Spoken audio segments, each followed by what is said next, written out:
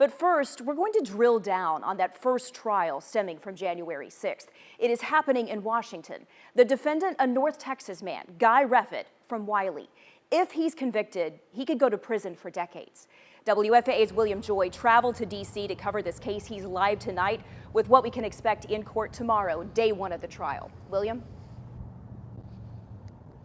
Teresa, just to set the scene for you a little bit, the federal courthouse where this trial is going to happen just a block north from where we are and within eyesight of the U.S. Capitol where this all happened.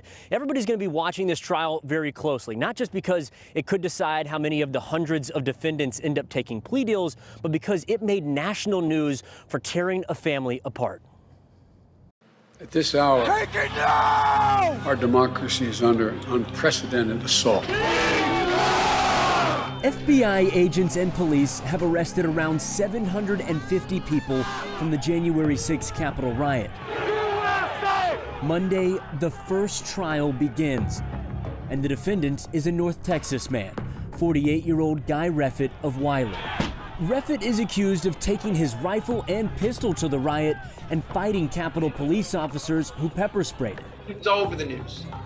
You could see him, his blue coat, his helmet. Reffitt's case isn't just unique because it's the first. His own children are witnesses for federal prosecutors.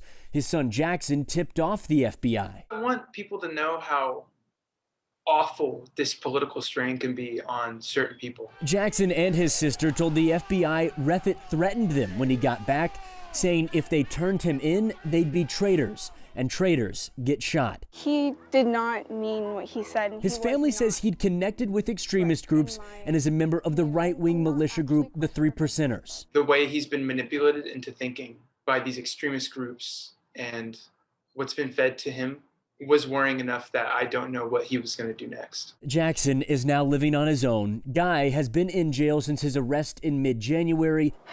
He told ABC News through a phone call with his daughters he did nothing more than protest. I feel like I'll be exonerated. It's not hard to prove that I didn't do anything. It should be pretty easy.